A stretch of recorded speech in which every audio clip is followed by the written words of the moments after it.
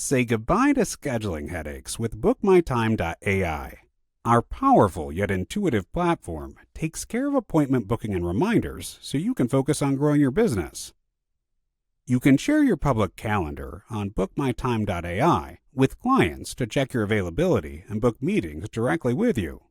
To configure your public calendars in LeadCenter, click on the Calendar Settings button, which will open the Calendar Settings page. Click on the Public Calendar links in the left menu to open the Public Calendar Settings page. When you create an account, a default public calendar link is automatically generated. You can change the base URL, and when you do, please make sure to save it. This link will direct users to your main public calendar page.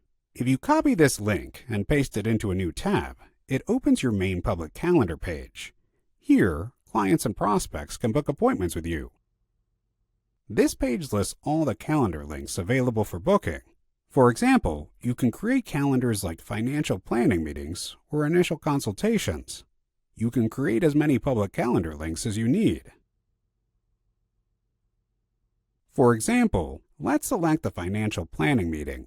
This will open the financial planning link, which has its own URL that you can also customize. If we go back to the calendar settings, you can see all of the calendar links. From here, you can click on Add Public Calendar to create a new public calendar link.